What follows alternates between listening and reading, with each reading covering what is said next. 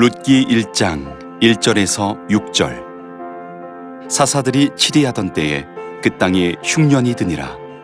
유다 베들레헴의 한 사람이 그의 아내와 두 아들을 데리고 모압 지방에 가서 거류하였는데, 그 사람의 이름은 엘리멜렉이요 그의 아내의 이름은 나오미요 그의 두 아들의 이름은 말론과 기련이니 유다 베들레헴 에브랏 사람들이더라.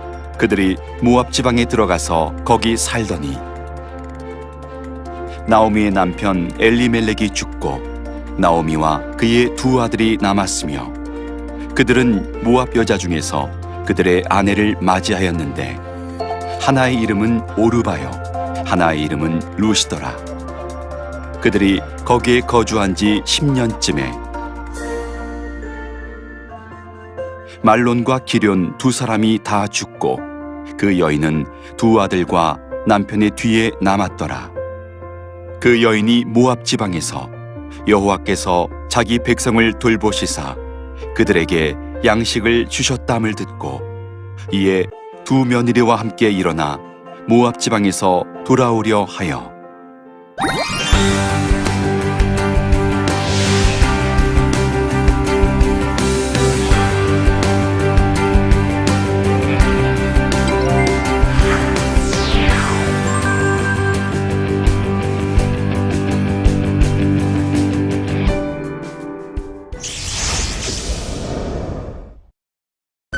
안녕하십니까. 룻기 두 번째 시간이 돌아왔습니다. 남송교회 김명국 목사입니다.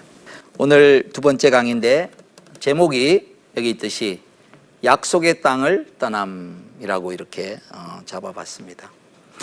오늘 전체 강의의 전반적인 내용은 이스라엘 백성들이 살아가는 땅이 가나안 땅이라고 일컬어지는데, 보통 젖과 꿀이 흐르는 땅이라고 표현을 합니다. 근데 조금 안으로 들어가 보면 그게 무슨 의미인가를 우리라면 깊이 생각해주는 그런 내용이 있습니다.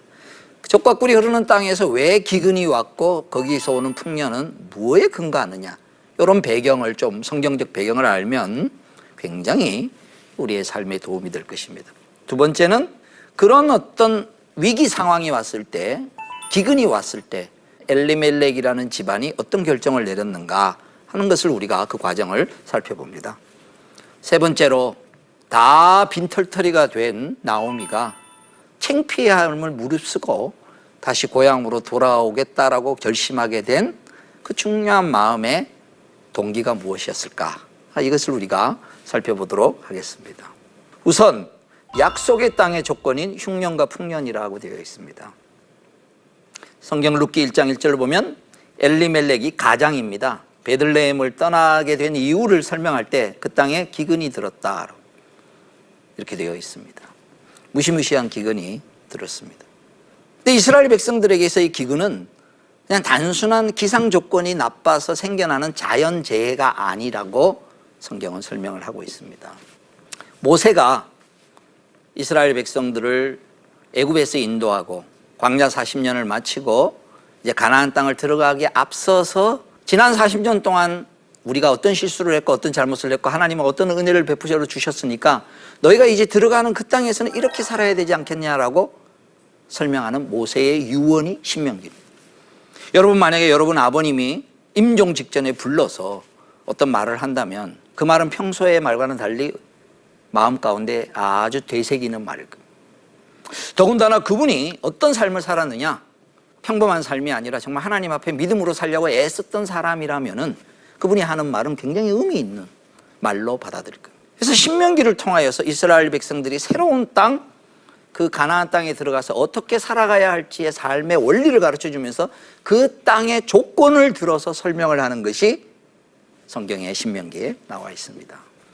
신명기 11장 10절에서 12절 보면 당신들이 들어가서 차지할 땅은 당신들이 나온 이집트 땅과는 다릅니다. 이집트에서는 채소밭에 물을 줄 때처럼 씨를 뿌린 후에 발로 물을 댔지만 당신들이 건너가서 차지할 땅에는 산과 골짜기가 많아서 하늘에서 내리는 빗물로 밭에 물을 댑니다.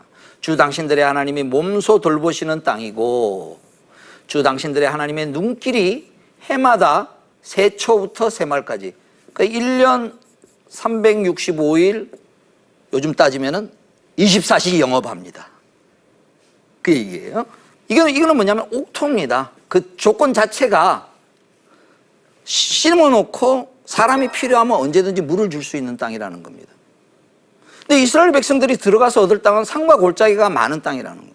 그러니까 하늘에서 비가 내리면 바로 흡수돼 버려요. 우리가 잘 알고 있는 용어로 쓰면 천수답이라는 거예요. 천수답이 비쌉니까? 저수지 가까운 논이 비쌉니까? 어느 걸 옥토라 그러죠? 인간적인 시각으로 보면 진짜 옥토는 천수답이 아니고, 천수답이란 심어놓고 산을 개간을 해서 물을 줄 수가 없어요. 밑에서부터. 그냥 하늘에서 비가 내려야 곡식이 나고, 하늘에서 비가 내리지 않으면 말라 비틀어지는 곳인 거예요. 근데 성경은 그걸 젖과 꿀이 흐르는 땅이라고. 왜냐하면 전적으로 그 땅은 하늘에 매여 있는 땅이라는 거예요. 그러니까 인간적 조건에 의해서 뭘 만들어지는 게 아니라 하늘에서 제때 비를 내려주신다면 사실은 사람이 밭에 물대기를 하는 것보다 훨씬 편하게, 이 곡식이 언제쯤 자라는데 어느 만큼 물이 양이 필요할까? 근데 그 타이밍에 맞춰서 비도 탁 오고 그 곡식의 양이 필요한 만큼 물이 딱 와. 그러면 짱이죠. 근데 보장이 하나 있어야죠. 그게 뭐냐? 제때 비가 내려준다는 보장이 있어야죠. 근데 사람은 이게 불안합니다. 내가 저금 통장에 돈을 얼마만큼 넣어놓고 있어야 훨씬 안심하지. 저금 통장에 돈도 없는데 필요할 때마다 줄 거야. 이거 쉽지가 않습니다. 오늘 우리식으로 얘기하면. 그러나 이스라엘 백성들에게는 그런 삶의 조건을 준 거예요. 그래서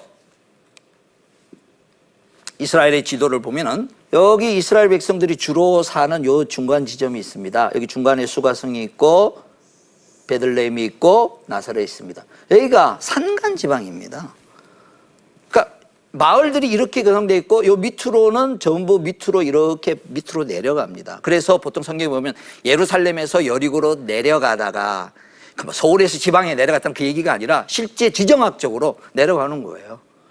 여기 산과 골짜기가 있고 이쪽 지역에만 조금 평야지대입니다. 블레셋 지방에 사는 여러분 잘 아는 샤론 평야, 샤론의 꽃 예수 할 때. 그러니까 이 기본적인 이 지역은 농사를 가축을 제대로 돌보기가 매우 어려운 땅입니다. 단 조건이 있습니다. 제때 비만 내리면 괜찮아요. 비가 내리는 지역을 따라서 방목을 하는 겁니다. 또 다른 지도를 하나 보시면 재미있는 게 그런 어떤 기상적 차원의 조건적뿐만 아니라 이스라엘이라는 요 위치가 되어 있는 것이 지정학적으로 또 묘하게 하나님만을 의지하지 않으면 굉장히 불안한 땅입니다. 왜냐? 여기 나오는 이집트라는 대제국이 있습니다. 그 다음에 여기 아시리아라는 또 대제국이 있었습니다. 그 다음에 바벨로니아라는 큰 제국이 있습니다.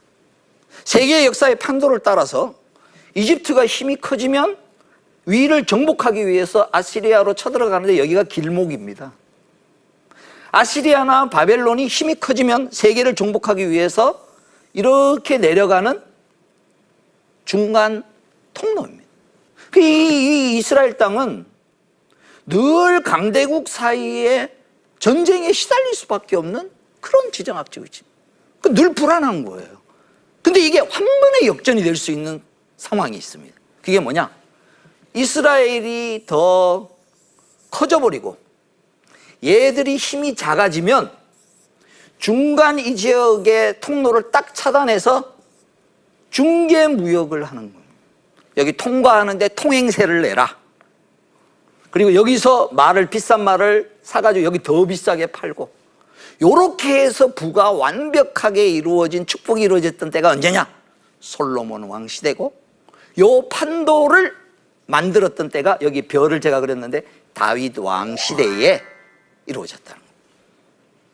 그러니까 환경적으로 이스라엘 백성들이 사는 땅은 조건으로 볼 때는 열악한 조건인데 그 열악한 조건 때문에 오히려 하나님을 더 의지하게 만드는 쪽으로 전적으로 하나님만을 바라보면 젖과 꿀이 흐르는 땅이 될 거라는 거예요. 환경이 복돼서가 아니라 어떤 환경에 있든지 간에 하나님이 돌보시는 땅이기 때문에, 하나님이 돌봐주시는 삶이기 때문에 젖과 꿀이 흐를 수 있다는 겁니다. 근데 하나님의 돌보시면 기분 좋을 때만이 아니라, 옛날에 아버지가 술 먹고 들어와가지고 자는 애 깨워가지고 노래시키고 용돈 주는 게 아니고 새초부터 새말까지 주무시지도 않으시고 졸지도 아니하시고 너를 돌보시는 그런 삶이 젖과 꿀이 흐르는 삶이라. 그거를 몸소 알도록 하기 위해서 너희가 만약에 하나님을 향하여서 그런 마음을 가지지 아니하고 그 산물을 의지하거나 이방신을 섬기면 내가 지금 잘못 가고 있다라는 것을 본인들로 하여금 금방 깨닫도록 알기 위해서 하나님이 바로메타를 하나 자동적으로 달아놨어요. 우리 마치 겨울에 추우면 온도 맞춰놓으면 자동으로 히터가 들어왔다가 너무 더우면 에어컨이 다시 들어오듯이 이스라엘 백성들의 삶의 환경 가운데 속에서 그들이 하나님을 떠나서 잘못된 삶을 살면 기근이 오는 거예요. 그리고 하나님 앞에 회개하고 다시 은혜를 구하면 풍년이 오는 거예요. 그래서 이스라엘 백성들에게 있어서 기근과 풍년은 단순히 기후 조건이 좋아서가 아니라 그들이 하나님을 어떤 모습으로 대하고 있고 어떤 삶을 살고 살아가고 있느냐에 대한 늘 깨달도록 하나님이 만들어 놓은 축복의 장치. 오늘 저와 여러분의 삶도 솔직히 고백해 보면 어쩌면 축복의 장치 때문에 지금 고난을 당하고 계실 수 있습니다. 하나님 앞에 내 삶이 기근과 갇힐 수 있습니다. 그러나 오늘 본문을 우리가 룻기를 보면서 그 기근에 어떻게 대처했고 어떤 과정이 이루어졌는가 하는 것을 보면 우리가 새로운 또 마음 가운데 교훈을 얻을 수 있을 겁니다. 그래서 약속의 땅에 흉년과 풍년이 드는 이유는 단순히 기후 조건 때문이 아니라는 것입니다. 성경의 여러 곳에서 이것에 대해서 설명을 하고 있습니다. 하늘을 닫고 비를 내리지 않으실 것이고 주님이 주신 기름진 땅에서 순식간에 망할 것이라는 거예요. 그 땅 자체가 계속 좋다면 망하지 않아요. 근데 하나님이 망하게 하신다는 거예요. 이런 관점에서 본다면 이스라엘 백성들에게 있어서 지금 모압으로 이주하게 된 엘리멜렉 집안의 이야기의 배경을 조금만 안다면 그들이 살고 있는 동안에 심한 기근이 들었다? 여기서 내가 뭐 먹고 어떻게 살아야 하지? 라고 생각하는 순간에 그들이 알았어야 할 중요한 진단의 내용은 뭐냐면 그것이 사사시대입니다.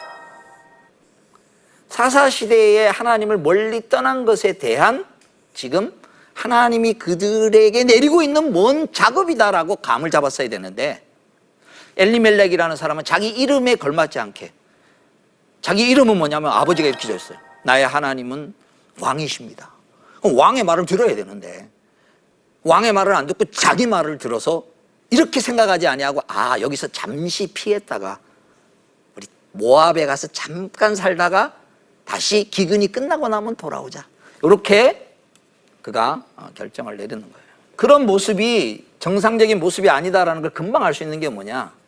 엘리멜렉이 자기의 두 아들을 결혼을 지어주는데 모압 여인을 며느리로 이렇게 맞이해요. 그래서 결과가 어떻게 되었는가? 영적인 의미를 알지 못하면서 현실적인 문제만 해결하기 위해서 했다가 오히려 결과가 더 꼬여버리는 그런 상황이 되어버린 거예요. 그래서 이제 여기가 베들레헴에 살다가 이 모압이인데 여기가 이제 사해입니다. 여기가 요단강이고 이리로 바로 못 건너가고 어떻게 가느냐? 여기서부터 이렇게 걸어서 이렇게 가는 겁니다. 그래서 약 24km가 걸리는 거예요. 24km를 걸어서 이렇게 하니까 아마 며칠을 걸어서 이렇게 아내 데리고 이렇게 갔겠죠. 그래서 10년을 딱 살았습니다. 10년을 살고 난 다음에 그들이 결정을 내린 수밖에 없는 그런 상황이 벌어졌습니다. 그들이 이러한 삶을 살면서 한 가지 아쉬운 점이 있습니다. 그건 다른 게 아니라 여기 지금 화면에도 나오듯이 엘리멜렉이 이때 이 상황에 대하여서 좀 다르게 결정할 수 없었을까? 모압으로 굳이 가지 말고 하는 아쉬움이 사실은 좀 있습니다. 잠시 거주하러 갔다고 하지만 엘리멜렉의 두 아들의 이름이 나오는 것이 심상치가 않습니다. 아버지 이름은 참 의미가 있었는데 그 아들 두 사람의 이름은 말론과 기련이라 그러는데 말론이라는 뜻은 질병이라는 뜻이고 기련이라는 뜻은 황폐라는 뜻이에요. 약함과 쇠약이라는 뜻. 이 이름부터 부정적인 분위기가 뭔가 앞으로 이들의 삶에 있어서 안 좋은 일이 일어날 것인가라는 그런 것을 예견할 수가 있습니다. 하나님께서 우리에게 때때로 허락하시는 여러 가지 많은 것들이 있는데 그 많은 것들 중에 하나가 궁극적으로는 우리로 하여금 근본적인 영적인 진단을 하시기를, 신앙적 진단을 하시기를 원하는 것 같습니다.